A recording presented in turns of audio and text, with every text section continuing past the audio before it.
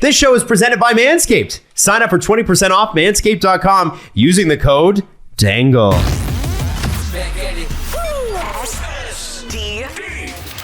The Steve Dangle Podcast with your hosts, Steve Dangle, Adam Wilde, and Jesse Blake. Let's go! Hey, All-Star Weekend, and we have another controversy to discuss. Oh, how jacked is Gary? Yeah. Well, so as of the recording of this show, he's got a press conference with Bill Daly, where I'm sure they'll say nothing at all. And For a long time. And excuse a lot of people from everything and not let Rick Westhead ask a question, I'm sure, for like an hour. So I'm not sure that anything's going to change much between then and now. So I feel like we can go ahead and discuss the Wirtz situation and not be worried about it being completely out of date. I think if anything was going to happen, it would have happened already. No, I think 5 o'clock on a Friday is when I would announce that. That's normally when they do. Yeah. No, I wouldn't be shocked. Luckily, we got a stream tonight. Yeah, so we've got... That's actually really good timing. Yeah, it sure is. So we get to sandwich. It's a Gary sandwich. Yeah, so if today's one of the first shows ever where if we miss something, hey, guess what? No, we didn't. Twitch.tv/SDPN Live. We're going to be doing a sister broadcast to the All-Star Game. And it's going to be fun. We're going to hang out with you. There's no way that's what it's called. A sister broadcast? Aren't they called the sister broadcast? streams? Aren't they called the sister? Isn't that what the industry term is? Why not a brother stream? Yeah. Could be a brother stream, but just sister stream sounds better. Stream. What about a Papa Burger?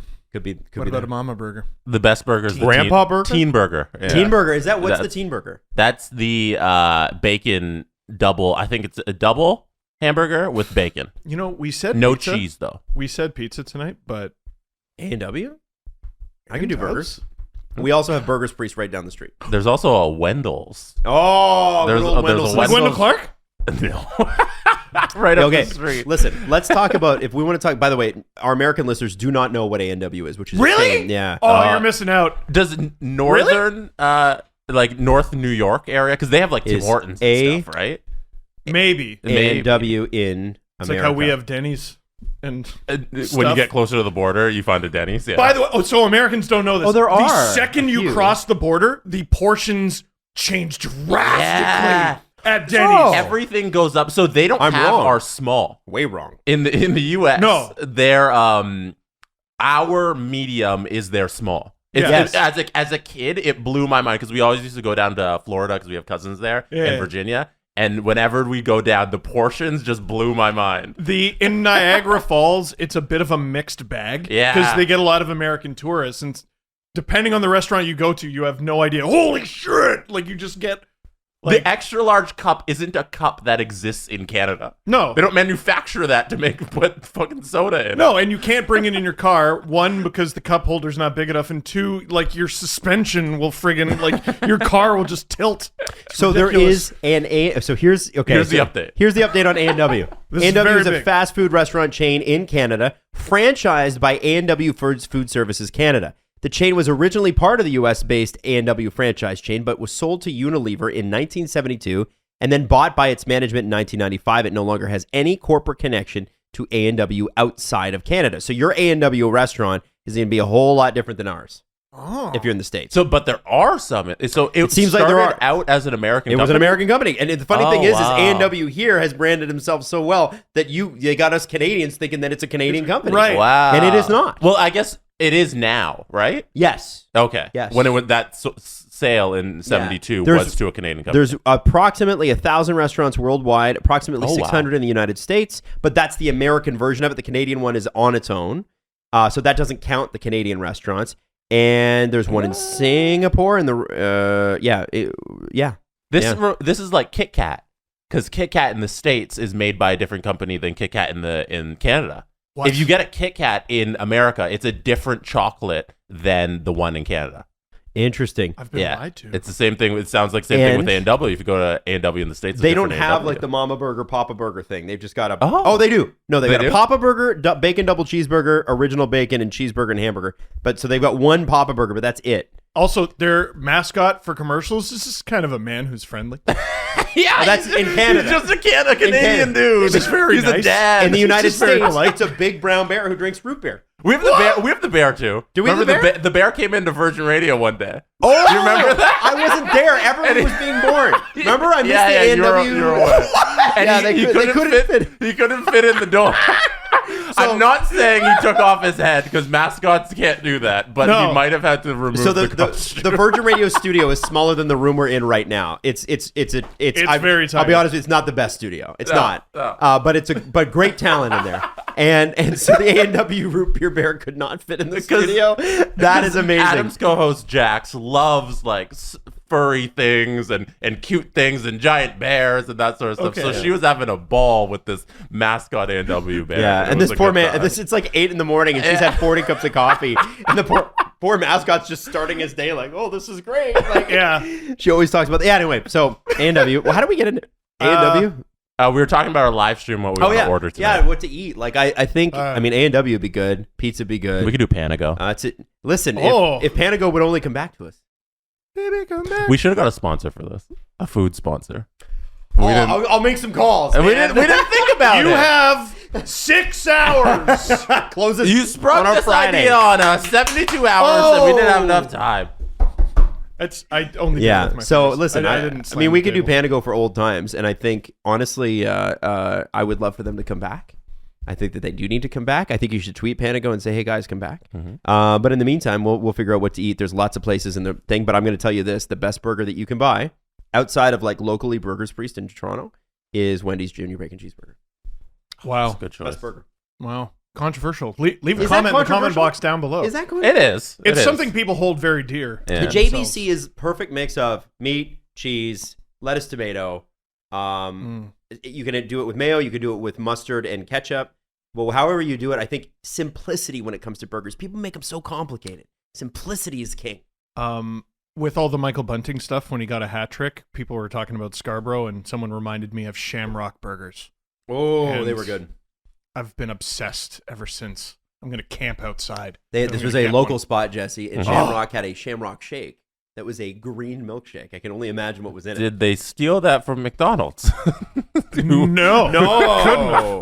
Who's been doing a Shamrock Shake for like 50 years? Nah.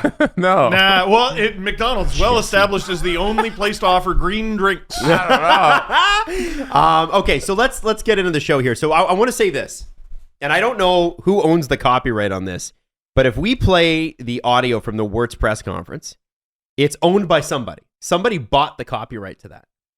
Did you know that? I think it's them. Is it the Wirtz family? I don't know. So Like, I It'd think probably it's- be the Chicago Blackhawks because it was their availability, like their event. Right. right. So So- when let's talk about it. Yeah, well, I was going to say the CJ show got demonetized because... Right. And we will get demonetized for this too, but I But- think it's kind of important. Yeah.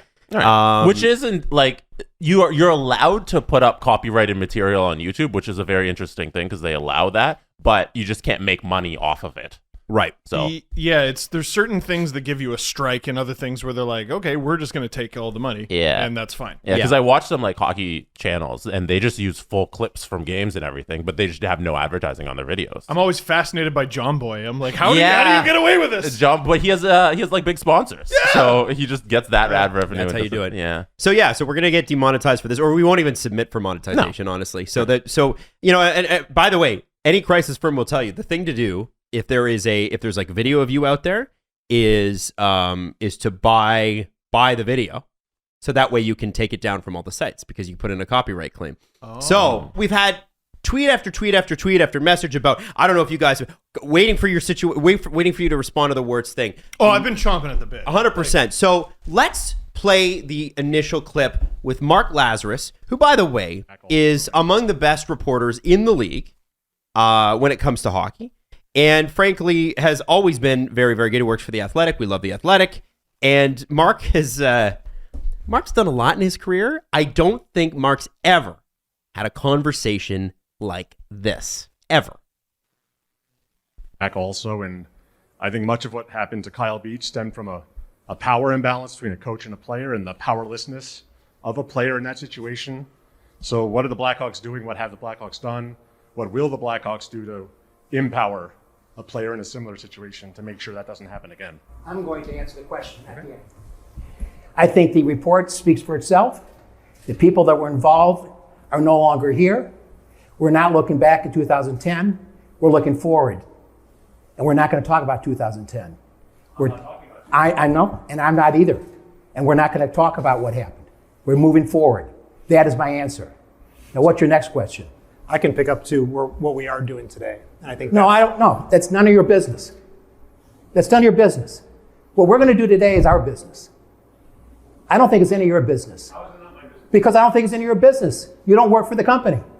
If someone in the company asks that question, we'll answer it. And I think you should get on to the next subject. We're not going to talk about Kyle Beach. We're not going to talk about anything that happened. Now we're moving on. What more do I have to say? You want to keep asking the same question? You hear the same answer? Okay, ask the next question. Okay. Okay, so we're going to leave it there for a second. Let me tell you who's speaking. Mark Lazerus is the one asking the question. He's the reporter, covers the Blackhawks for The Athletic.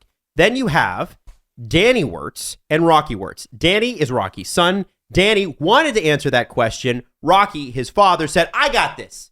You want to talk about the Blackhawks for a second? Well, and I didn't notice this the first time I watched it. Danny is staring a laser beam through his father. Mm-hmm. Just a laser beam.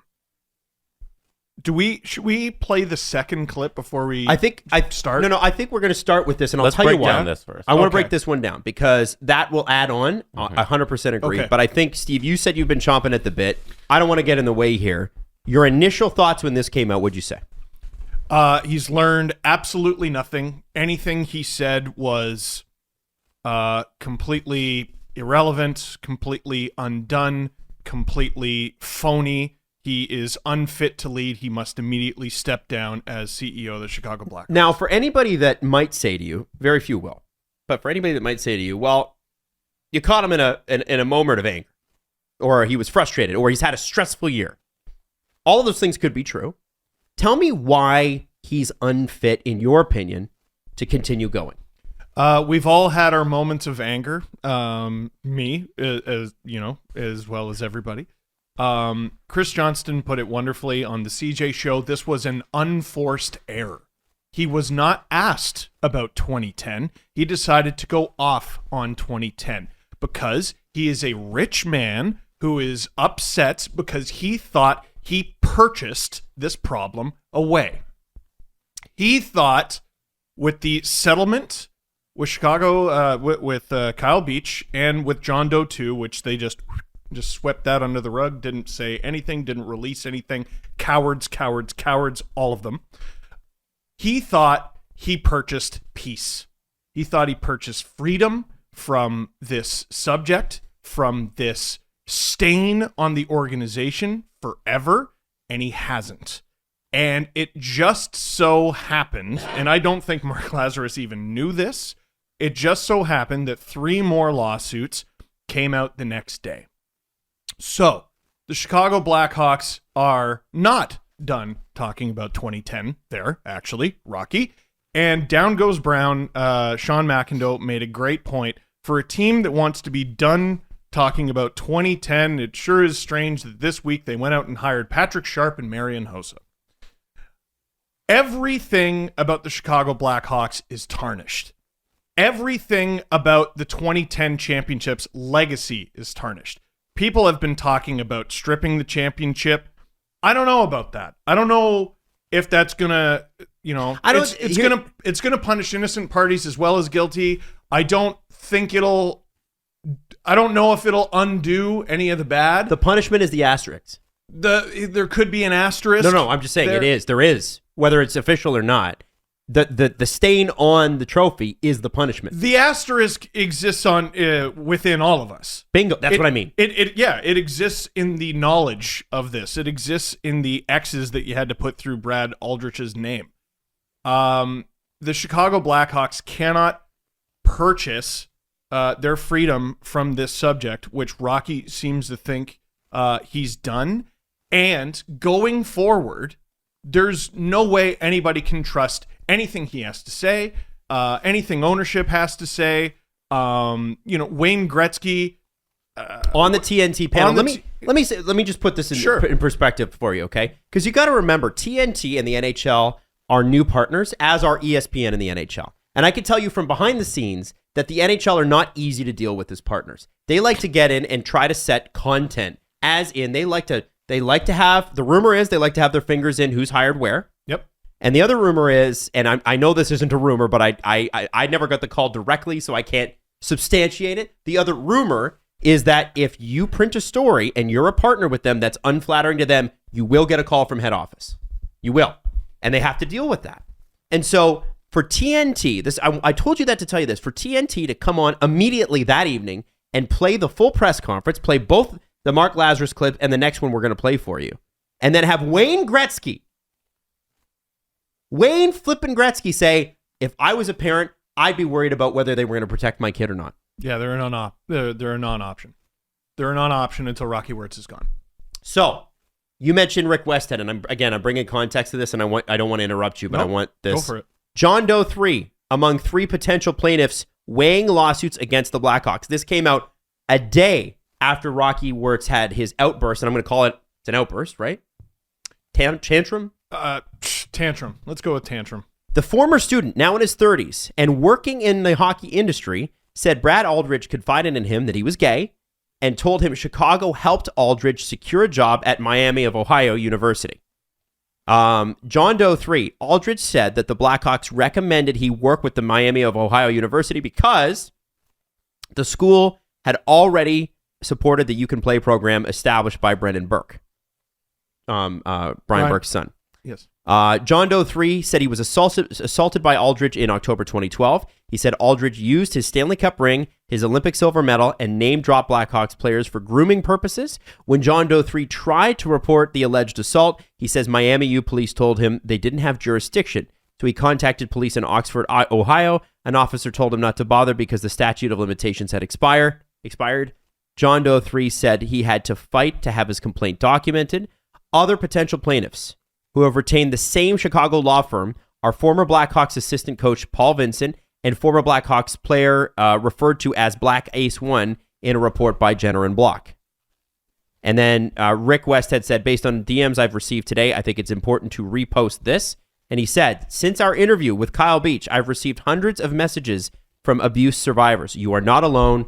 And then he goes and he sends a link to sexual assault centers, crisis lines, and support centers. And I suppose we should have mentioned a trigger warning with the Wirtz thing, although we're not going to get into too much of the details. If this has happened to you, please reach out in your local area and make sure you call these crisis lines. Now, when it comes to, guys, this particular instance, what's interesting here is people want instant justice on something like this. Yep. And I hate to be the one to let you down, but I don't see it happening. And I'll tell you why. Instant justice in what regard? Well, a couple people, A, step down as chairman. Yep. Because Rocky Wirtz is the chairman. Yep. B, make him sell the club. Right. So the first thing I'm going to tell you is they're never going to make them sell the club. No. The NHL can't find good owners as it is. And I can tell you, business takes precedent over this. They are not selling the club. Rocky Wirtz stepping down as chairman, to me, makes a lot of sense. I've talked to people in the industry. They've all said, not sure how he survives this one. Yeah. He's still the owner, but not sure how he survives this one. That means the owner has to fire himself, essentially, in this situation. The problem that you have is Danny Wirtz then would have to step in as chairman, you would think, right? Probably. Danny Wirtz did not, on stage, feel comfortable enough to stand up, and take his father's microphone away. His own son doesn't feel comfortable standing up to him. How does anyone else in the organization stand up to him? And so when he said to that point in the answer, well, if anybody in the organization asks, we'll tell them, but we're not going to tell you, Mr. Sportsman. It was sort of like, who would ever ask you? Look at the way you're reacting. This happened under your watch in your organization. No one, I wouldn't ask you shit. I'm so fucking mad. I'm so fucking mad. Yeah, I think the power dynamic is one of the more interesting things about the clip, because usually in these situations, when somebody in your company comes out and has a mistake, the person above them will issue their statement or reprimand that employee. But this is the top of the food chain. Like, sorry, I'm a little phlegmy from the oat milk and the coffee. This is the top of the food chain. There's nobody to reprimand Rocky Wirtz. And the way he shuts down, to Danny's credit, Mark Lazerus was glowing about him in his piece about this incident. He said that Danny came up to him right after this happened and said that we have done things to rectify the incident that happened in 2010, and we have things in place for that. And I do want to talk to you about that at a later date. But just, we saw on stage how the company is run. That stuff's never supposed to get out. And it's out there now. And we see that this is, there's a tyrant at the top, and what he says goes, and nobody else has a say. And until that is rectified, there's no way forward for the Blackhawks until you fix that.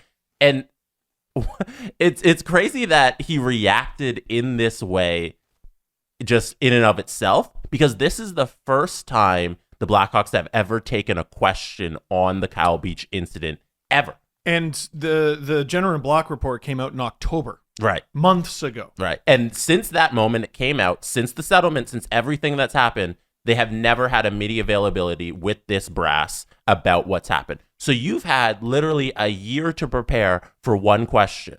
And that's what happened. And it was unprompted. The question was not about Kyle Beach. No. It was not about 2010. It was about the future. The future, by the way, which is Danny, and the past is like, well, I have some thoughts on the future. And he Rocky, get the fuck out of the way. Stop ruining what your kid has built. You'll remember the Jenner and Block report. He barely said a word. It was all Danny. That's the hope for Blackhawks fans going forward. And any member or prospective member of the Blackhawks organization is Danny Wirtz is going to be in charge one day, and he's going to be in charge of the future. But until the past gets out of the way and stops ruining his son's work, the Blackhawks are a non-option if you're trying to enter the National Hockey League as a professional. Now, the Wirtz family is one of the longest running owners. I think the longest running owners in the league. They're in the upper group of owners. And if you don't know this, here's how the NHL's run. There's 32 owners in the NHL and one commissioner who represents the owners. But there's a tiered level to this, as you can imagine. There's a boys club, and then there's a boys of boys club. And the boys of boys club might be 5 to 8 teams. And listen, it's a pretty open secret. Jeremy Jacobs is about the biggest one, biggest name in that. The Wirtz family would be included in that. Those are the people that keep Gary Bettman employed. So if you think that the commissioner is going to step up and go, sorry, owner, I'm commissioner now. Well, he won't be commissioner long. So don't expect that there's going to be any sort of anything today other than Gary might come out and say, well, it was wrong and he shouldn't have done it. But that's only because he'll have permission from the Wirtz family to say it was wrong and he shouldn't have done it. And what if I'm Gary and I'm in that position, all I'm going to say is Rocky Wirtz issued an apology, which he did, not in front of a camera, just on text, on a press release. Well, they've apologized for that, and we're moving on.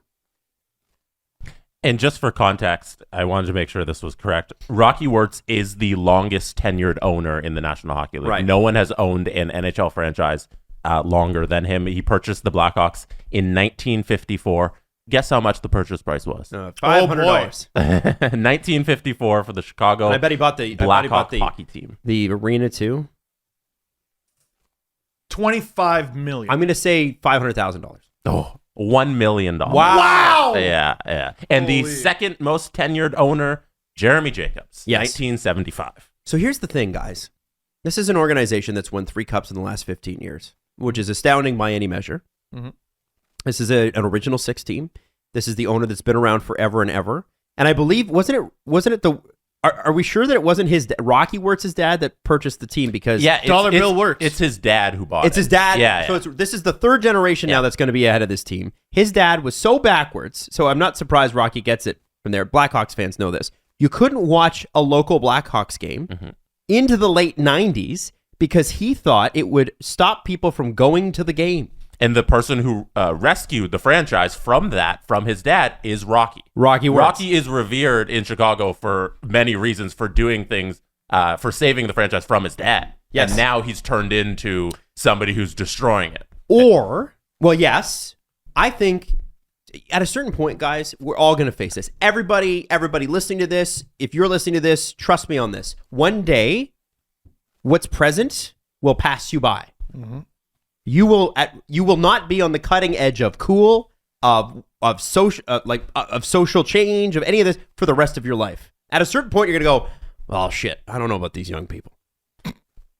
Okay? Mm-hmm. What we're seeing now is Rocky Wirtz, despite all the great things he did for the Blackhawks on the business side and the cups and the players and the memories and all of those things, is not equipped to operate as chairman in this era. Danny Wirtz, because he owns the team, is going to get a shot. Whether you think he deserves it or not, they own the team. Danny Wirtz is the next guy. Now, I want to read something to you because I think it's important, if you don't mind. Sure. Mm-hmm. So if you're chairman of a team, you're like above the CEO. Right. Your job. I said he was CEO. I was wrong. No, he's chairman. No. Chairman. Yeah. Your job is to run the board and to make sure that the CEO is the right person for the team, and the CEO hires the president, who hires the general manager, who hires the coach, who and all the players, whatever. Anybody who's watched Succession, very passionate about these things. 100%. Yes. Love Succession. Now, what kind of chairman survives this? You've got 3 cups in the last 12 years. I said 15, but it's 12. Okay? 3 cups in the last. You are one of the most storied franchises in the NHL, one of the most recognizable NHL logos in the world. Whether or not people believe that should be changed, different matter. You can now go to a Blackhawks game for $8 US. Yep. Blackhawks fans are in full revolt. Not only has the product on the ice has been terrible for about 4 years. You have resolved 2 sexual assault allegations. There could be 3 more here in the next few months. Yeah. So, sorry, just to clarify that, there's 1 lawsuit involving sexual assault, 1 involving sexual harassment, and Paul Vincent basically saying his career got railroaded by the Blackhawks. There it is. Yeah. So you got to resolve all that. Mm-hmm. Like I said, you can buy a ticket for $8 US. I checked it. Beer at the United Center, $11 for a small and $12.50 for a large, which means for 3 tickets you can buy 2 beers to a Blackhawks game. Oh, you're one of those teams now. On the economic side alone, take all of the other shit that you've mentioned. Let's just talk money, since that's what these guys are good at. Mm-hmm. No chairman survives that. No non-owner executive survives that. So already, just that vacuum alone, you should be gone. And all the other shit, which is the bigger part of the iceberg. Let's be honest. Go back and watch the footage of Rocky Wirtz flipping out, and only look at Danny. Only look at Danny Wirtz. You're watching a man stare a laser beam through his father, and you're watching a man watch millions upon millions of dollars being lit on fire, as if by I think the much Joker. of what happened to Kyle. Do we Beach want to stemmed play from Phil Thompson's power question? imbalance. It was exactly what you just pointed out. Yes. About the tickets. I'm so fucking mad. Yes. I have so much. Steve agrees. I have so much. I'm sorry. I'm like not even thinking Anytime. straight. No, you jump in whenever you want. Let's just let this play and then I'm being a good boy. mystified Get after it, here boy. because during the Jenner and Block briefing, you guys talked about a change in culture and transparency and demonstrating the new culture and values that are going to protect players and protect the organization in the future. And it seems like the second that we asked a question about that, it's met with resistance. So I'm going to ask it again. I answered it. No, I don't. I answered it, and I told you to get off the subject. You didn't tell me, We're you not told going to him. bring up the report. No, You read it? We're not And- asking about the report. We're I know asking you're about talking about what the report was talking about, Look and at I Danny. told you we're moving on. Now, We're I don't asking like about these. the I think you're values out and of the line protections to ask for this the line of future. questions. Why don't you ask about something else? Why don't you ask about the GM Okay, I search? will ask Why don't you do about- something else? Okay, I Why will do you ask bring about up attendance. old business? Some of the season ticket holders that I've talked to said that they're having trouble maintaining value on their resale because a lot of people. Is that a they're fact? selling- Are wait you, a minute, I can didn't finish realize my- you're in our ticket department. Okay, What I'm saying is, come on. Let's talk about all the negative stuff. When I talk about your paper and what the sports page looks like, should I do that? No, these are dedicated. You can't even get our elite scores. Rocky, can I finish my? Can you my pause question? for just a second? What did he say there? You can't even get elite sports or something? Elite sports? I'm not sure. Rocky, can I finish my? And what the sports page looks like? Should I do that? No, these are dedicated. You can't even get our elite scores. I don't know what he said. I'm not sure what okay, he said. sorry. Late scores? Maybe that's what it is. Oh, maybe. I don't know. Let's continue. Paper can't turn around fast enough because late scoring. I don't know. Rocky, can I finish my question? They say they want to hold on because they value the Blackhawks, but they wanted to defray some of the costs. You've seen that attendance has been dipping. I want to ask why you think it's dipping and what can they do to maintain their value so when they renew a package, they can defray some of their costs. That's a fair question. Yes, it is. So Jamie can answer that. Yeah, any fair question is to be answered by someone with a brain. He has to step down. You're a useless anvil on your organization, Rocky. Get the fuck out of there. By the way, Danny Wirtz tightened and loosened the cap on his water bottle no less than 30 times during that clip. He's losing his mind inside of his skull because his life's work is to improve upon his father's team, and his dad just lit money and goodwill and progress on fire. By the way, can I please go? Can I go for ahead. A little run in the I'm field? looking for something on the internet. So Danny Wirtz, Rocky Wirtz, sorry, holy fuck. The Jenner and Block report. They use the term absolved a lot. It absolved the Wirtz family of any wrongdoing. Can I define absolve for you? Go for it. To set or declare someone free from blame, guilt, or responsibility. So Rocky Wirtz did not know about the allegations and to step back. So what happened was something bad happened. Kyle Beach reports it. Paul Vincent, who works for the Chicago Blackhawks and is a former Massachusetts police officer, brings the information to upper management. Upper management has a meeting that includes Stan Bowman, Kevin Cheveldayoff, Paul McFarland, I think. Not Paul McFarland. What was his name? Several other people. Joel Quenneville was in there. All the brain trust of the Chicago Blackhawks was involved in that meeting. And they decided to do nothing about it. And they didn't tell Rocky Wirtz. Watch that clip. Why do you think they didn't tell Rocky Wirtz? Absolved of fucking nothing. This is the culture of the Chicago Blackhawks. This is his team. They didn't tell the owner this because they can't tell the owner shit. That's a man you can talk to. That's a man you can have a civilized conversation with. That's a man you can express your feelings to. You can bring your problems to. Fuck you. I'm Rocky Wirtz. I'm rich.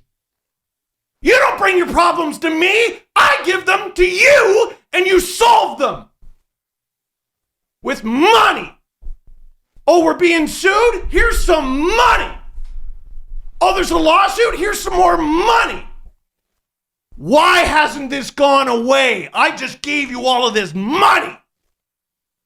Rocky, there are some things money can't buy. And you're looking at one of them. He has to step down. Immediately. Fuck Rocky.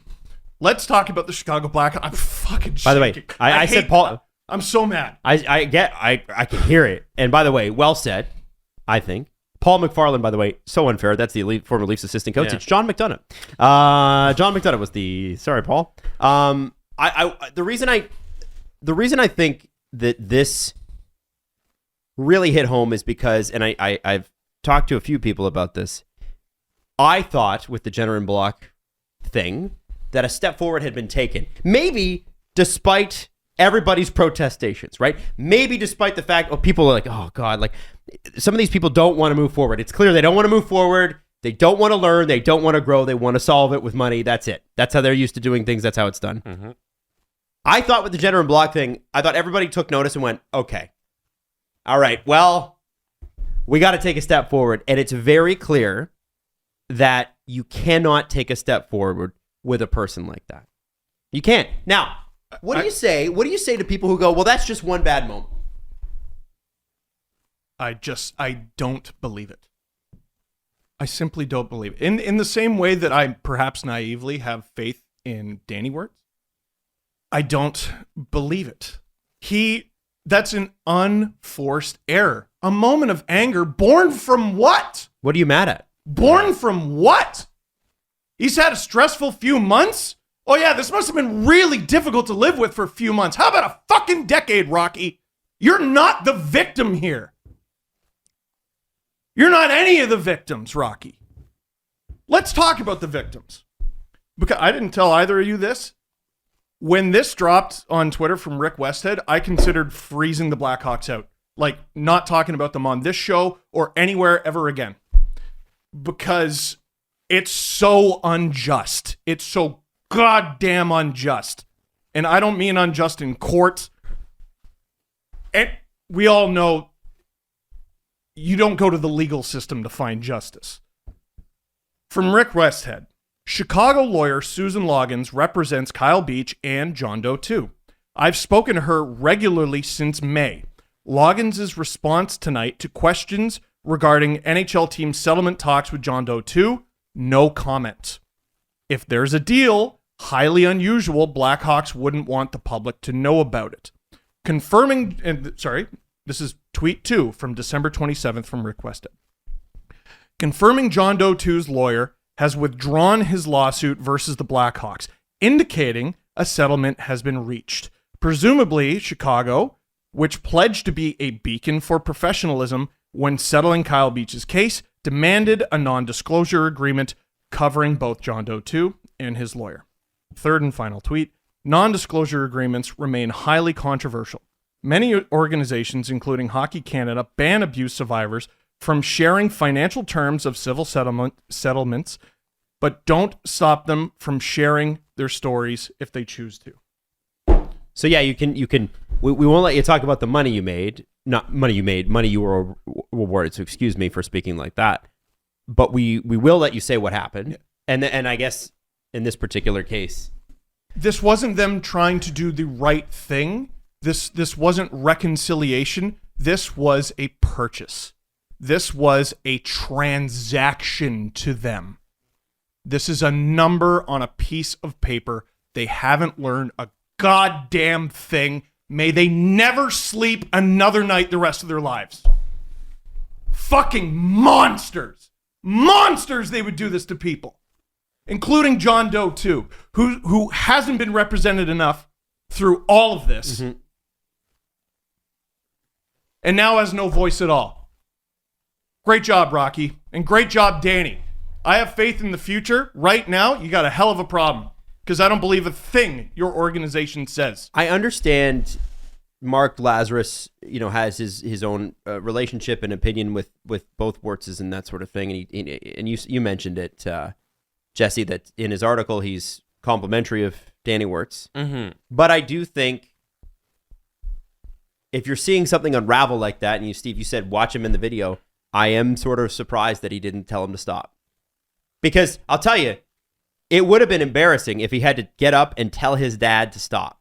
Dad sit down and his dad goes, no. Because that's what would happen. What, Danny? You didn't want to make a scene? But bit late. The other side of that is what's more embarrassing is what happened. Mm-hmm. However, the good thing for all of us is we see it. It's out in the open, right? So from my perspective, the answer is pretty clear. And from your perspective, the answer is pretty clear, Steve, right? Fair? I don't know. Yeah, sure. So the question is, what are the Blackhawks going to do about it? What is the NHL going to do about it? We'll find out this afternoon. Mm-hmm. And don't be surprised if it's nothing. Listen, we've had owners get on TV and diss entire fan bases. Oh, Look what happened in Ottawa. Yep. Yeah. It's a stain that will not wash off the Chicago Blackhawks. Every single one of them. Listen, we found out a number of people in the Blackhawks organization, including players, took part in the Jenner and Block report. There were also a number of players who didn't. And the first question everyone had on their mind, including myself, was who didn't? People talk about the players. Don't take away that championship. Don't take away that championship. But what about the players? Every single player on that 2010 team, I look at you differently because I wonder, did you or didn't you? The stain will never come off. And expecting anything to be done, like, my expectation is that they just try and move on from it, because Gary Bettman and his henchman, Bill Daly, like, they're the Gary worst. is the henchman, by the way. Because Gary Bettman is the henchman for Rocky Wirtz. He's the muscle. And the crew of owners that actually run the league, and he's not going to do anything against his little cohorts there. And because what have we seen in the past? Consistently, Gary Bettman does not do the correct thing that we think should be done, does not look forward and make the right decision. And it's because the owners don't want him to. Yeah, I was like, okay, Gary's going to dance around this in the press conference coming up at 2:45 or whatever, and he's going to just have lawyers speak for 15 minutes, and he's going to try and move on and look forward to All-Star Weekend, where it's going to be a great party in Las Vegas. And good on Blackhawks fans, because one language they speak is money. Bleed them dry, guys. Bleed them dry. Yeah, don't go to those games. That team doesn't deserve your money. Spend it somewhere else. You got better things in your life that you care more about than this Blackhawks team. Spend it somewhere else and not in Danny Wirtz. Don't give it to Danny. Or give it to Rocky, sorry. I haven't been shaking angry in a long time. I was holding on to this for 2 days. Fuck. So, what you guys want to talk about? Julian McKenzie made a interesting suggestion that this would be a good time to change the logo and reboot the franchise. Might be able to wash it clean, but I don't know. Until you get rid of the guys at top, then it's not really a clean wash. You can change the logo to whatever you want as long as Rocky Wirtz is there. Mm-hmm. Yeah. Just to give the fans something. I don't know. Some sort of redemption arc. That's all I'm looking for. I'm always rooting for things to turn around. I'm going to tell you that. Like, I'm all, of course. I hope yes. that if Rocky, I hope Rocky steps down because he realizes he's not fit to run the franchise, and Danny steps in and there's a new, young, fresh perspective. Like Adam said, eventually everything passes you by, but here's somebody who might still be within it. Mm-hmm. And I'm rooting for that arc. I'm rooting for Gary Bettman to no longer be there so change can actually happen. There's a number of people who should leave. The door is big enough for both to walk out. Yeah. Maybe even 3.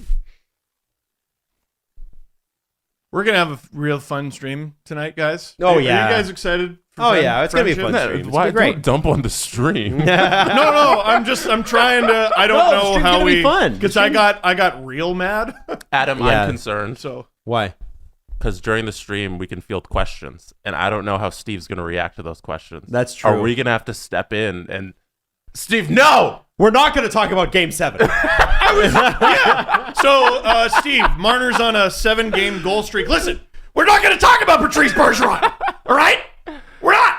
Adam, stop asking about it! Do you think that you and I have the intestinal fortitude to step up to Steve and tell him not to yell about Game 7 and that you have to talk about it? Steve, you have to. You have to acknowledge Game 7. We're moving forward. We have things in place to move forward for Game 7. No, I'm just going to sit here and yell with my khaki pants precariously kind of halfway up my calf. It bothers me. It's another part of the clip that bothers me. What's up with pants of that era? Everybody's ankles must have been cold all day. Like, yeah. I would love to move on to talking about how they're dressing. Let's do this. Well, no, let's talk about suits from the 80s. I don't understand. Why are they suits from the 80s and below or before? Whenever you see an old, like my grandfather used to, he wears khaki pants and whatever the shirt was, even if it was a sweater, he'd tuck it in. And then he sits down and I'm wearing track pants right now, but I'm wearing Dangle Navy track, but it would be like up here. I know why. You got to show off your socks. But their socks were boring back then. They're cool now, but you show a little ankle. You don't show the whole. But I'm going to show you my calves. Maybe they were expensive. It was also weird how everything was kind of wool. and like really and thick. itchy. Yeah. Imagine when it was like, okay, here's what I imagine. Toronto summers can get pretty hot. Mm-hmm. It'd be like, 30 degrees, 35 degrees, which is like 100 degrees in Fahrenheit, I think, 90 to 100, something like that. Imagine that, and you're like, and everybody wears a suit anyway, and everybody's like, this is the way. Can we wear suits tonight? No, I don't have a suit. You don't want a suit jacket? I don't have a suit anymore. No? I got rid of all my BT clothes. All of it's all gone. If I had one, I wouldn't want to. Oh, you guys are so much fun. It's funny. We're That's something. funny. We're something. You guys are such a good time. We're a great time. I don't want to get A&W on my jersey. Ooh. We're gonna see. Tomato. Hey, how about some resolutions? Like cleaning up down there. You know what I'm saying? Nobody likes it messy down there. How about you shine? How about you deodorize? How about you crop dust? All of those things are available when you go to manscaped.com and use your 20% off code. And that code is DANGLE. It's the Performance Package 4.0, where you can find the Signature Lawnmower 4.0, the electric trimmer designed to trim hair on loose skin. The advanced skin-safe technology reduces cuts and nicks to your delicate areas. It also comes equipped with a 4,000K LED spotlight, so you can light it up. And also you can see what you're doing. And your grooming routine cannot be complete without applying the Crop Preserver and Crop Reviver. Before showing off your 2022 self, you must revive and preserve. These unique formulations take care of the parts of your body that can get a little sweaty. And you can be confident that when you're showing that part of your body off, it'll smell great. To complete your set, Manscaped also throws in a nice travel bag and anti-chafing boxer briefs just as free gifts because they like you. So remember, when you need to clean up down there, you go to manscaped.com and use that code DANGLE. 20% off and free shipping. Look after them. What are they? Balls. This podcast is sponsored by BetterHelp Online Therapy. Check out betterhelp.com/STP. The best way to think about therapy basically is I would say, working out, but for your brain. And for your body to function, your brain's got to be in shape. That's why I go to therapy, and that's why you should check out BetterHelp, because here's the thing. You can do the in-person thing. You can do it over the phone. You can even do it over chat. It's completely up to you. It's whatever you're comfortable with, and you can start communicating with your therapist in under 48 hours. You invest in stocks. You invest in your body. Why are you not investing in your mind as well? This podcast is sponsored by BetterHelp, and if you go to betterhelp.com/SDP, you'll get 10% off your first month at BetterHelp. So betterhelp.com/SDP to get 10% off your first month and good mental health to you. We're gonna have some fun tonight. It's gonna be a good stream, and I think it's gonna be nice to talk about something other than this. I also want to say, let's keep it going. I also want to say, Andrew Berkshire, Game Over International, handling that beautifully. The Olympics start before the opening ceremonies, which never makes any sense to me. I don't get that. There's 2 days worth of events going on right now before, and then the opening ceremony is tonight. Yeah. And then Tic Tac Tomar taking it over on the weekends as well, which is pretty cool. He's doing both days. 2 things with Game Over International. There are more ways to consume it. So now we are also broadcasting Game Over International on Twitter. So if you're scrolling through your Twitter feed, go to @SDPN Sports. You can watch the live stream there. Last night's stream. Snooze to both of us. This morning's stream, I shouldn't say last night. This morning's stream at 6 a.m. is on Twitter. Like, you can go see it there, or you can watch it on YouTube Live. You can catch it on the podcast app. It's also broadcast live on SDPN Radio.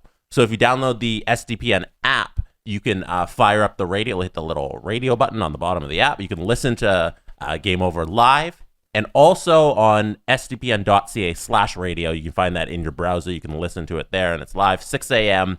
throughout the entire Olympics. There's your Olympics update for the day. Listen to it live or catch it on the podcast feed. Game Over International. Search it up, subscribe, listen to it every day to find Berkshire and Tic Tac Tomar talking about the Olympics. Jesse just does stuff, and we're like, okay. Yeah. You're so impressive. Yeah. I love that. You're just so impressive. Yeah, we set up everything last night, actually, and it's working, it's going, it's really good, and Berkshire's doing a great job. He had Sean Fitzgerald on this morning, and hate him, worst guy ever. Bad guy. You've never met a nicer human being than Sean Fitzgerald. When you ask him to play on your charity hockey team, he shows up, and you're like, ugh. Yeah. He wrote in an email to me once. He's like, well, you really saved me out in the charity hockey tournament. I'm like, no, I didn't. I was his defense partner, and I was a gong show that day. Just a total tire fire. And Sean was like Mr. Dependable. But yeah, he's still... Yeah, but you recruited our goalie, so... Oh, yeah. But that's why we won. Our goalie was so good. Trent ruled. You got to have a ringer in net. Yeah, 100%. So yeah, and we also have a brand new episode of Noxie and Cax that's already out. So... they're killing it too. They are. And you know what's been amazing again is the outpouring. So Casey Bellamy Genevieve Lacasse is the next one, right? Jen Lacasse, she was on yesterday. It's too many. It was fantastic episode. It's awesome. It's awesome. So the love and the outpouring of support has been amazing for that show. And I'll tell you, there some of the stuff from the Jonathan Huberdeau episode on Agent Provocateur was great. You know, we had no big deal going into the All-Star break. We have the NHL's first star All-Star Hart Trophy probably nominee and leading scorer over McDavid Draisaitl. And last week or 2 weeks ago, you had the reigning Vezina winner. It's pretty cool. Yeah, no big deal. So what's cool about Jonathan Huberdeau, my favorite story on that episode is when he talks about, because he's got a house in Florida, obviously. Of course. So he does the entire episode from his backyard, and you're like, ugh. And palm trees, and you could see boats floating by in the background. Yeah. So you see that, but then he talks about, and this is the best. Why do players sign? He talks about how his dad likes to run around his backyard and chase the iguanas away. And then he's like, Dad, I don't know why you're doing that. Like, they're just gonna come back. But yeah, you should absolutely check out the episode. Alan also has some amazing stuff off the top about CTE, and it resonated with a lot of people. I got a very personal message from somebody, and I don't know if I can read it, so I'm not going to. But I'm going to give you the Coles notes on it because it's very specific. But this person has a member of their family who at a very young age is in a home. Like not 60 yet. In a home, living out the rest of their days, and they don't have long because, and the doctors don't know this yet, because you have to have passed on before they can diagnose you with CTE. But they're pretty sure he's got CTE, was a boxer. And it's the story is unbelievable and heartbreaking. And when we talk about CTE, another thing that Gary doesn't like to do is, and he's the last one, the NFL has acknowledged it, everybody else acknowledged it. Gary's like, no, not the NHL. Now, there have been somewhere in the neighborhood of like 250 to 300 players in the NFL who have passed on, donated their brains to science, and they have found, I think, CTE in 80+% of them. Mm-hmm. In the NHL, we've had 14 total that we know of that have passed their brains on to science. 13 of them had CTE. Now, what's interesting about it is Alan talks about subconcussive blows to the head. Do you know what that is? No. So when you get a concussive blow to the head, you have a concussion. Yes. Right? Yes. So that's a diagnosed concussion. Well, what about all the other times you get rattled, but you don't have a concussion? Those are called subconcussive blows. All those little bumps to the head you take all the time in a hockey game that aren't too painful, but they're there and they're happening constantly.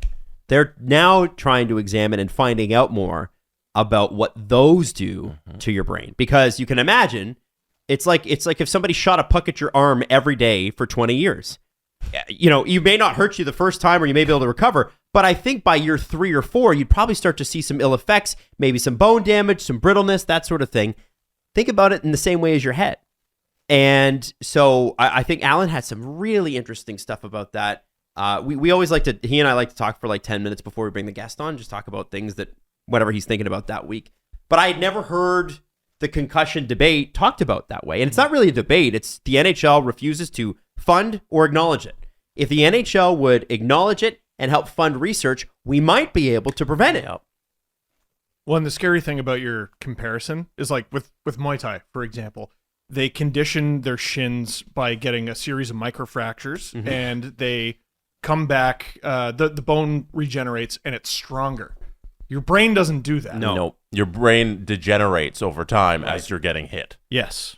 Yes, it's as if your shin just never healed. Yeah. Alan breaks it down perfectly, and he compares it to Alzheimer's disease when people have CTE. And it's fascinating to hear him talk about it because there's so much advancement in science that can be made if the initiative was taken by a league as big as the NHL to just get ahead of it. And not even get ahead of it, just react to the problem that's happening right now. And they're not doing that, and it's a shame. It's, you know what, I have to tell you, it's going to be one of, like, if you think this concussion thing's going away, it's not. It's not. It's going to get worse. It's going to get way, way worse. So the sooner we figure out how to fix this, the better. And it's going to be years. And by the way, they said, Alan, I think, told us off camera that they're probably about 5 years away from being able to diagnose CTE in living people. Mm-hmm. So the second they're able to do that, you'd be able to go to the doctor, get your diagnosis, and you'd know. And that's average people, anybody doing anything. So not just for the NHL, but anywhere where you're physically jarred, living, you'd be able to do that. Can you imagine the legal ramifications of something like that? Jesus. It's crazy. It's crazy. That's almost, I try not to think about it. Well, that's because again, it's you don't even know what to. The ramifications are so big you can't even process them. No, I'm like a lot of people where I've never been diagnosed with a concussion, but I've definitely had one. Yeah, and a bunch of those subconcussive ones. I told the story about the tire. Like it's scary to think about. Yeah. So anyway, just thought you should know that. It's a great episode. And here's the thing: a little bit of heavy stuff at the beginning, and a little bit about players deciding general managers as well. I don't know if you've seen this. You mentioned the Chicago Blackhawks situation with Hossa Sharp and who's the other guy? Hossa and Sharp. Hossa Sharp and Olchuk, right? Is an Olchuk involved? He was hosting maybe that's what you're thinking. No, I thought Eddie Olchuk was a part of the group that was going to help hire the next general manager. No, that panel there that we were watching, that he was on stage there. Maybe that's what it is. Oh, I thought that was him. And then you have Verbeek and Niedermeyer hiring the general manager. Verbeek was hired is the new GM. Korea and Niedermeyer in Anaheim hiring the new GM. So, I think it's interesting, and I think it's a topic for this show as well. And I know we get to the press conference here because I know it's a shorter show on Fridays. But we ask for new voices in the game, right? Mm-hmm. We are now empowering people who have never managed before. Now, Verbeek has managed. Yeah, he's the one who got hired. Yes, I know. But I'm saying he managed, but the people who hired him had not. Ever. Sure. They don't know what it's like to manage an ECHL team from the NHL over the AHL team. Go scout, go this, go that. Nothing to do with that. Mm-hmm. And that's the person they hire. My question to you is, and I think the answer will be obvious, do we not think there are more, and this is nothing against Pat Verbeek personally? No. But can you tell me beyond the shadow of a doubt that there are not more qualified people out there? There are definitely more qualified people out there, and the more I learn about the National Hockey League, the more I think I'm right when I say the only reason there's a Stanley Cup winner is because there has to be one. And Pat Verbeek is not at fault. Pat Verbeek could be brilliant. He could win the next cup. I don't know. Yeah. But what I'm saying is the people that hired him are going to go with the guy they know. Yeah. Well, and by the way, Yzerman, who's a former player, but brilliant. Yzerman, again, earned it. Yeah, he went to the Red Wings for a long time. And Verbeek, too. Verbeek earned it. He was in Tampa. He helped build that team, and then he followed Yzerman to Detroit, and then now he's hired. My argument is this. Are we going to get new voices if this is the new way to hire people? And this is nothing against Verbeek or Yzerman or any other former player. Are we going to get the new voices from different backgrounds, from different genders, experiences, different color, skin color? Mm-hmm. Are we going to get any of that if we hire this way? I have a question about that. I don't know. People are going to like that. Same problems kind of perpetuate. Yeah. It's still the same people hiring within the same people. Mm-hmm. Does that make sense? No, it's a conversation worth having. Mm-hmm. Absolutely. Anyway, what the hell do I know? A bunch. Not if you read the comment section. No, a lot of history stuff. Speaking of saw the right thing happen in Vancouver where they brought in Rachel Dory and the second ever female assistant general manager, Emily Castonguay, and seeing that is very promising. But then we see the other hires, and we're like, oh, ex-hockey players. Awesome. I mean, you can hire them, but there's nothing wrong with that. Right, but hire both. We can hire outside of it too. Bring in a robust staff with lots of diverse voices. Ooh, I like that. How about that idea? I like that. A word growing in popularity: robust. Is it? Yeah, I notice it more and more. It's a good word. Okay, well. Instead of the press conference today, since we're going to be taking a lot of questions tonight, can we do the Black History Month? Yeah, my first feature on Black History Month. Yeah, that was going to be the first question. Okay, so here's what I'd like to talk.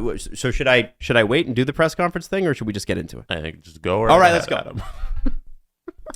So it's so funny. Steve texted me, Jesse, This is a very Steve move. And he sent me a thing. He's like, hey, just in case.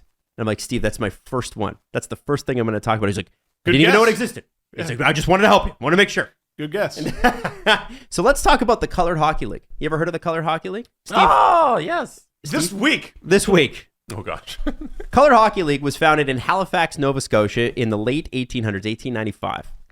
Pastor James Borden, Dartmouth Church, James A.R. Kinney, a lawyer and community leader, James Robinson, and a Pan-African organizer named Henry Sylvester Williams. The point of the league, and this is interesting, on its founding was to get young black men to church on Sundays. And remember, it's 1895, so we can't relate to the role religion played in people's lives 120 years ago. We have no idea what it was like. Right. Like, I come across this in history all the time. People are like, well, that sounds really stupid. I'm like, it's because religion was very, very important. So the idea was you and your buddies would go play a hockey game, but you'd also attend a church service, and you would play against other local church league teams. Now, to understand why this league exists, I think we need to talk about Africville. This is a bigger conversation. Africville was a district in Halifax, Nova Scotia. It was founded by black Nova Scotians from a variety of origins. You can imagine some of them were settlers from formerly enslaved African Americans for the 13 colonies, black loyalists who were freed by the crown during the American Revolutionary War and the War of 1812. So during the 20th century, so the 1900s, Halifax neglected the community, failed to provide basic infrastructure upgrades such as roads, water, or sewage. Okay. City continued to use the area as an industrial site. And by the way, in Halifax, up until 2009, I believe, they just dumped all the raw sewage into the ocean. So if you went to the bathroom, you could be sure that when you went to the bathroom, that eventually made its way out into the ocean and then just kind of floated away. And I remember when I moved there, they got a treatment plant and then it broke down. Anyway, you can imagine how disgusting. I mean, we didn't treat water very well in those years, so you can imagine how disgusting it was. And this is right by the water. So the residents of Africville struggled with poverty and poor health conditions. As a result, community buildings became badly deteriorated. So in the late 1960s, Halifax City Council condemned the entire area and said to everybody, hey, I knew you grew up here and I know this is your house, but you're leaving. And you're going to come and you're going to be in government housing. You're not going to own it, but you're going to be in government housing. And we're building a highway and a bridge in your home. So we want that area for a bridge. You're going to have to leave. And activists and residents began after this to protest this and to protest their treatment. The Halifax government went in and obviously bulldozed the whole thing. And so when we get back to the Colored Hockey League, you have to understand that in Canada, if you're from the States, you don't know what this is like. In Canada, we look at the States and go, wow, they were so racist. Right. They were so bad. The reality is, for a black person in most of this country after the Civil War, it wasn't a whole lot different. An invisible line doesn't make people nice. Yes. Yeah. And so, yes, black people were free and some became educated, whatever. But on the whole, the idea was, let's keep them down. That was the thing. Well, what you described doesn't sound like freedom. No, it's just, yeah. So what's amazing about the Colored Hockey League is it was Black History Month is not Black Trauma Month, and I want to make that clear. Okay, Kayla Gray said that on Twitter. There are amazing stories that come out of this, and that I think the Colored Hockey League is one of them. This thing ran until the mid 1930s, and so the Africville Seasides hockey team of the Colored Hockey League won the championship in 1901 and 1902. They beat the West End Rangers from Prince Edward Island. There were up to 30 teams at one point. Wow. That's cool. Isn't that crazy? Yeah. And again, you got to remember, Nova Scotia, I love Nova Scotia. I lived there. It's amazing. Not that many people. They had 30 teams. 30 teams playing in this. And it ended in 1930. There was no other place for these players to play hockey. You know, hockey's the thing that brings us all into this show. These people, this was it. They worked their whole day, every day, waiting for Sunday to play hockey. So the fact that this league existed, it had no funding, it had support only from its community, completely ignored by everybody outside of it.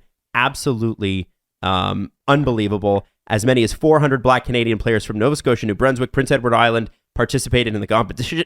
Excuse me.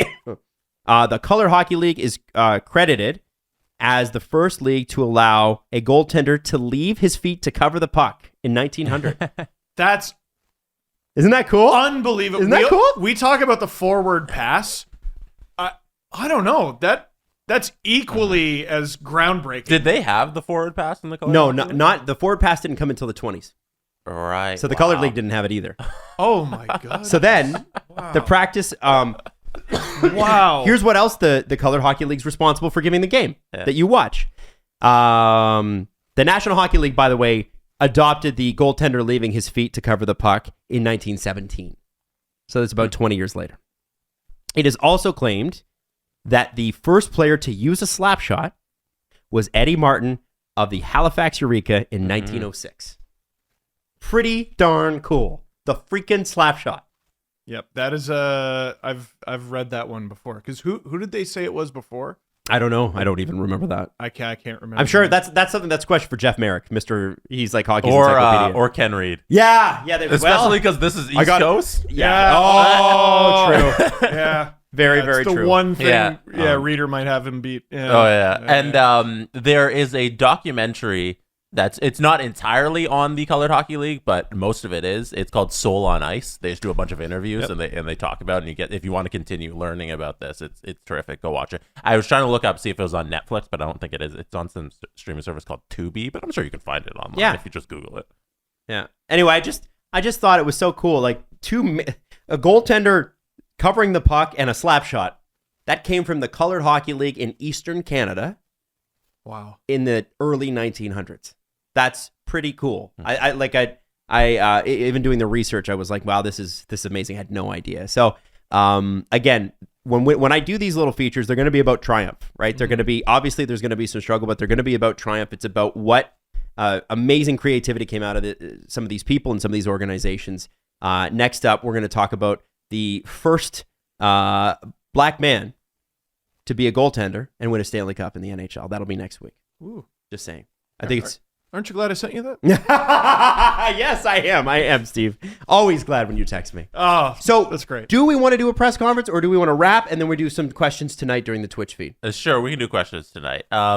So one thing I do have to mention, though, is that today is the launch of two things I have to mention. Today is the launch of something very special for our Discord community. Oh. They launched a Minecraft server.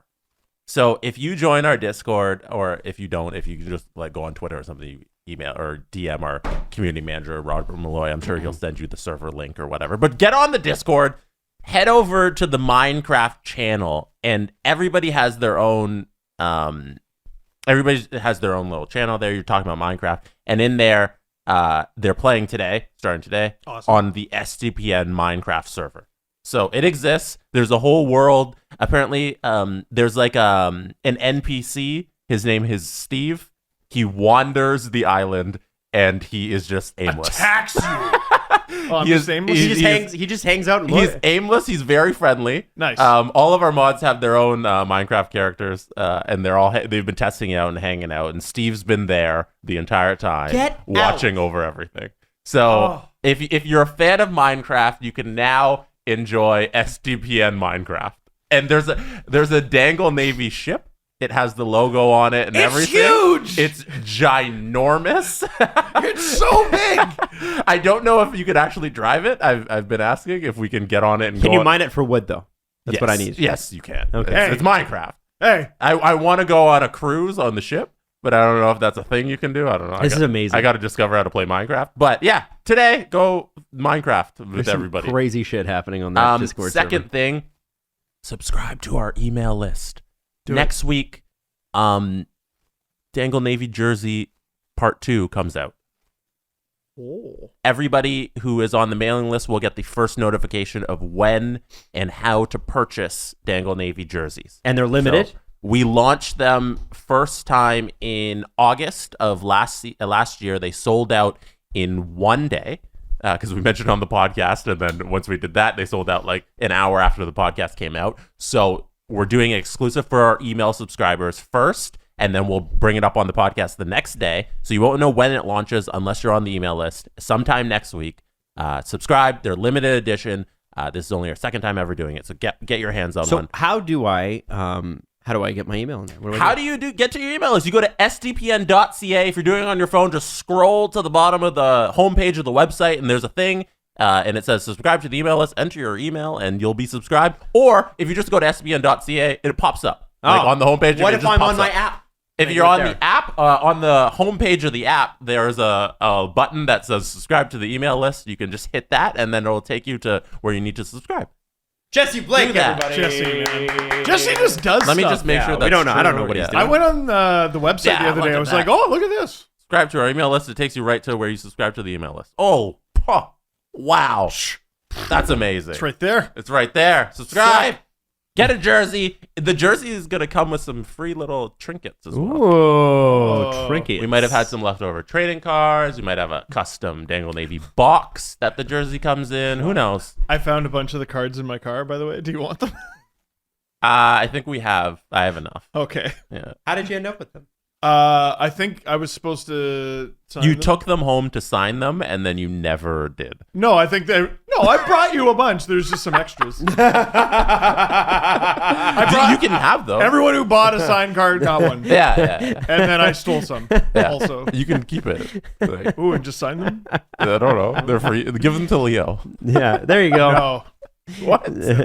No, Leo is in hit people in the face with things. Let him throw the cards. Yep. Oh, yeah, cards are softer, I guess, than his cars that he just bricks me with. Bricks Leo's a me right. strong kid. Yes, He's a he thick is. boy. Yeah. I'll watch him like before we get in a bath, and he'll like have like a soap bottle, and he'll shake it, and you just see these muscles. Like, Brock Lesnar. yeah, Yeah. Oh yeah. he's a monster. If he runs into you, you feel it. Like Everly, if she hits me now, I'm like "Pff, whatever, kid. Yeah. Like No, she bounces off. Leo hits you. It's like, oh, I felt that. Like I know he's there. I keep looking at him like, do I have a Jack baby? You do. Yeah. I think he's a Jack Lesnar baby. Lesnar baby. I think he's a Jack baby. Yeah. It's all in the upper back. Who's his favorite leaf?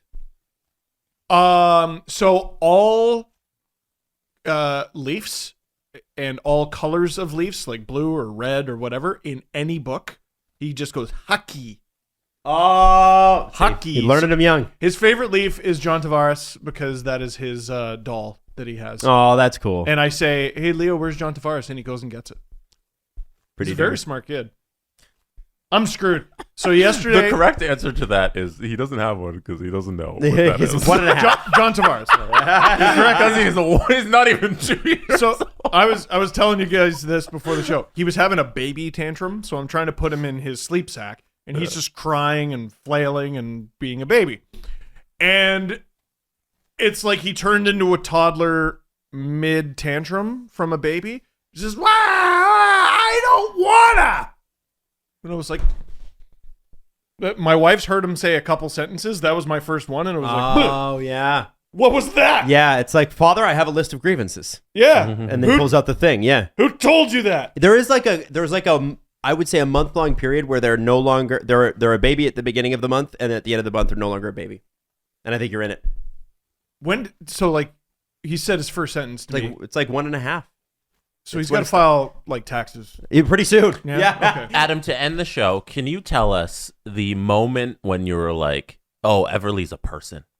Do you have a story where you're like, oh, she did a thing and now she's a human and it's scary?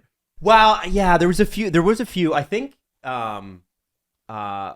she started to become a person when she went to daycare, especially. Like her linguistic skills picked up, her movement picked up. She was a little bit like, she just didn't feel like walking until she was 15 months old or something like that. So she would scoot around on her butt. She didn't even crawl. Like she was just odd that way. Actually, 15 is not bad. 15. Well, yeah, it was fine. I don't know. No. Whatever. I was like, she's good. It's not like she's going to be 18 and not walking. She'll walk. Yeah. It's just whatever. People are like, oh, what if she doesn't walk by this month? I don't know. She's a child. She'll figure it out. Yeah. Anyway, so I remember because I've got that red Mustang, right? Yep. So she loves that car, and she loved that car before she could speak. Just loves it I picked her up from daycare, And I said, Everly, did you have a good day at school? And usually she would say nothing, or she would just kind of blather on about nothing, and you couldn't understand what she was saying anyway. She loves to talk. And she said to me, she said, yes, Daddy, vroom vroom car. And, and this would have been about May last year. And I was like, yeah. I said, yeah. She said, red car? I said, yeah, we're getting in the red car. She's like, okay. And now, like, she loves cars like I do. So when I pull up in my pickup, she's like, Daddy, it's Daddy's truck. She loves pointing you out.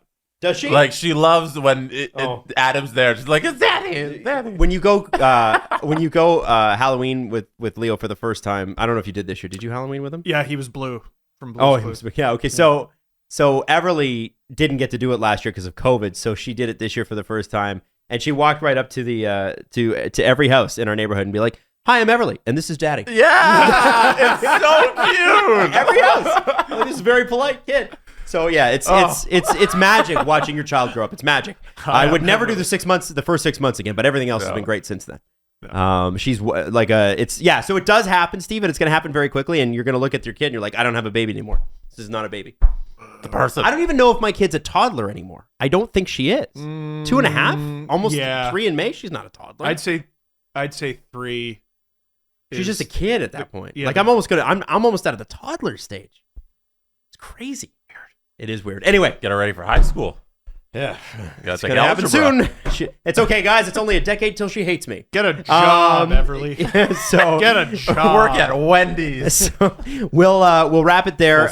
We're gonna be here for. I'm giving you the rap signal. I said work at Wendy's is full circle. We're gonna be on tonight. SDPN's Twitch page. It's twitch.tv/SDPN live. You can always find it at sdpn.ca. Don't forget to sign up for the mailing list for jerseys like that and other things that are coming up. And we love you, and we will see you tonight. Yeah.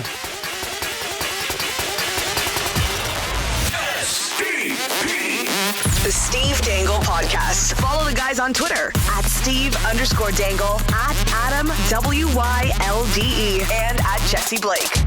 Connection complete.